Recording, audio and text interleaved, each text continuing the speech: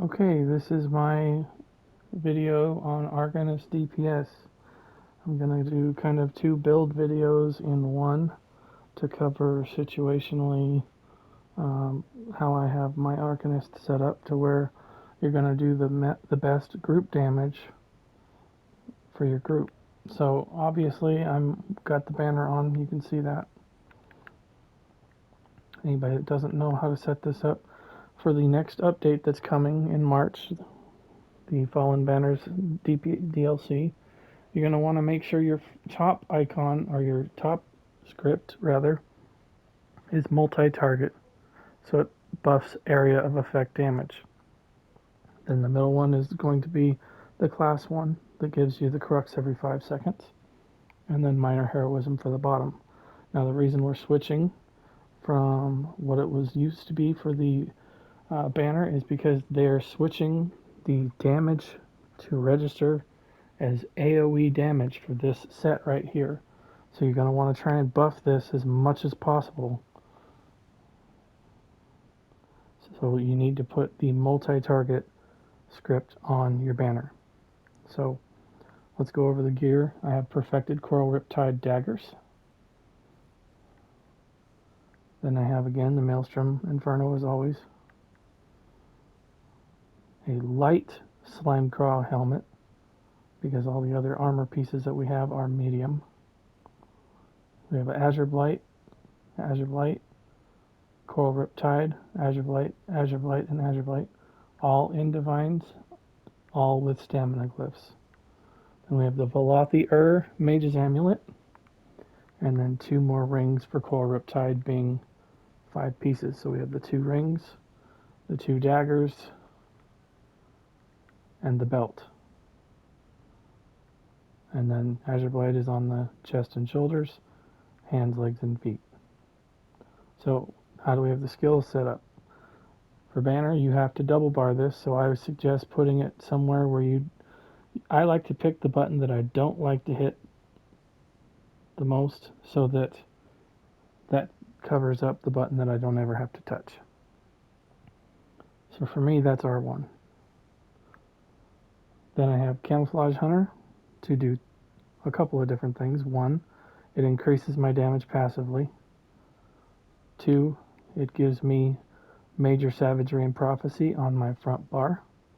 And then if I happen to critically strike from the flank, it will also give me Minor Berserk. Quick Cloak is the morph that I use because it's longer and it's easier to manage, to where you can beam and not have to reapply so many things at once. So I use the Quick Cloak rather than the Deadly Cloak because it lasts for 10 seconds longer. It doesn't do as much damage in and of itself, but the fact that you can beam 1 or 2 more times while this is up before having to reapply something is going to give you more damage in the long run. I have Exhausting Fate Carver here, Syphilarch's Flail for the ink debuff, and a Crux generator, and it also has the self-heal in there as well. And Flawless Dawnbreaker is on the ultimate front bar for the increased damage, as well as proccing the ultimate passive for killing enemies. Then we have Inspired Scholarship.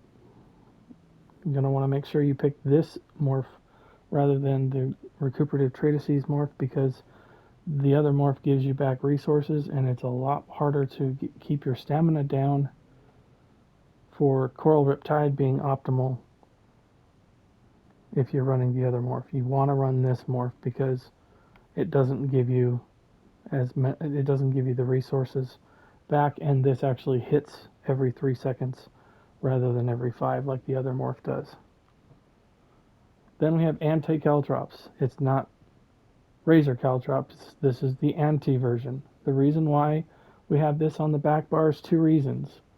1, it lasts for 15 seconds. 2, it's a ground dot, so it ticks every 1 second. If you use the Scalding Rune skill from the Mages Guild, that ticks every 2 seconds. And it's also only a 3-meter radius. This has 8 meters, and it hits every second. So for example, if I walk over here to my add pools group and I only throw the caltrops, you can see it's hitting every 10 seconds and they're getting stacks right now. So they're up to 10 right there. There's 15. Let's give them a couple more, and then here comes an explosion. There's another one, and another. And that's how that works. So, very important, use this one. If you don't have your Alliance War up, go work on it. Trust me, this is better. Fulminating Rune, Blockade of Fire, the other spot for banner, and then we have the Languid Eye. You want to try and use this morph if you can. I know that you can land this in a weird spot, but you can then move it if you hit the ultimate again to have it land on the enemy. Very important to remember that. If you ever misfire that, you can always move it by just hitting the ultimate again. You fire it over here and you didn't mean to land it there. You want to hit this guy over here, you can just move it over there on him. You might lose some seconds, obviously, but it's better than not having any of the damage hit. The other one does move, but it does far less damage. The couple things you can do to help land this ultimate properly is stare at the person's feet that you're attacking. Put your icon right at their feet. And that works every time.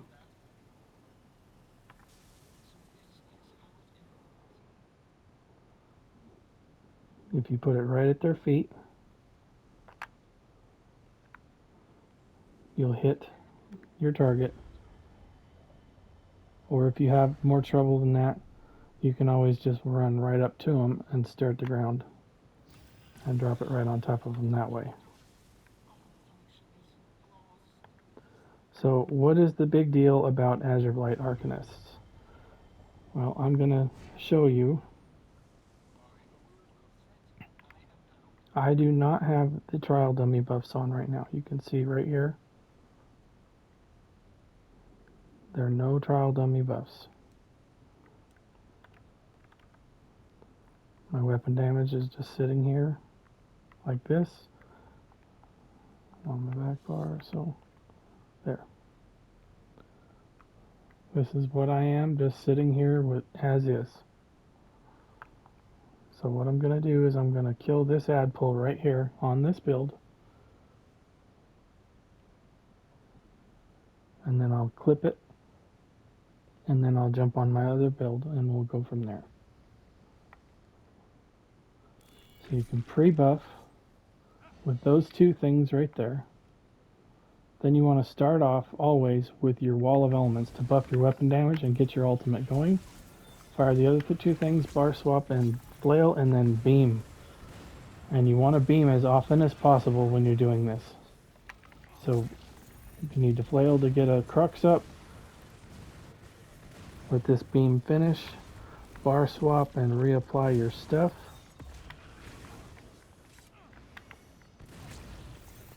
And beam as quickly as you can. You want to try and remember to light attack so that your ulti regen stays up. You usually can get in 2 beams before you have to bar swap and reapply everything.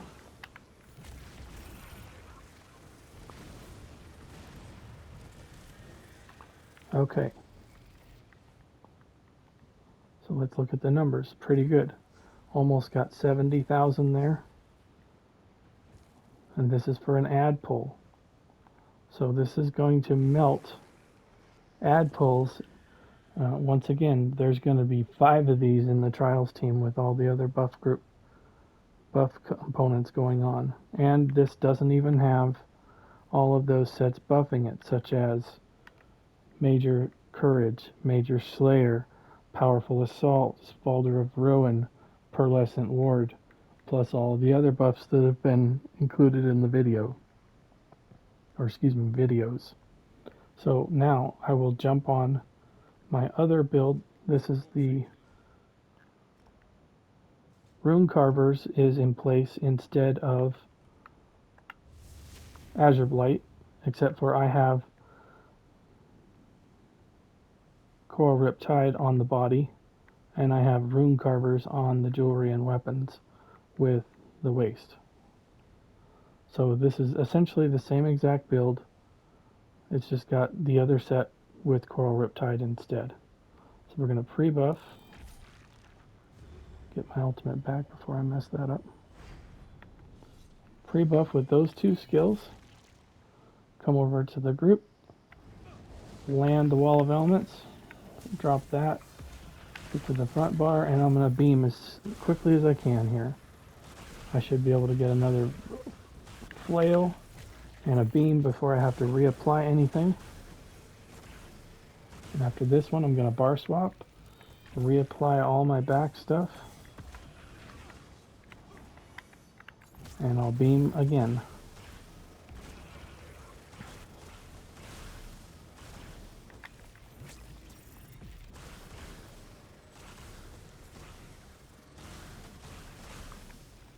Bar swap, reapply.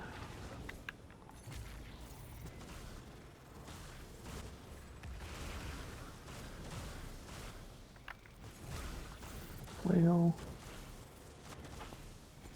Run out there.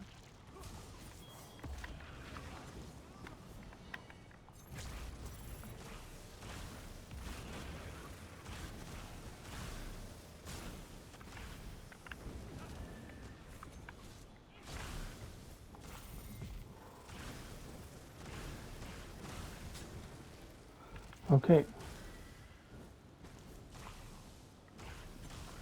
So as you can see, we were at 69. Now we're at 46. So it's a considerable drop of damage for add pulls. Now the reason why you don't run Azureblight every time is because if you don't have an add cluster together like that, the set does not hit as hard. So if you're on a single target fight like this guy, or this guy, or this guy, then you want to swap out Azureblight for something that hits single target. Pillar of Nirn is another good option. Deadly Strike is another good option. There's several different things you can do. If you don't have access to any of those, you could even put Order's Wrath on your build. But those are the things that you want to use with the team that I have proposed so far.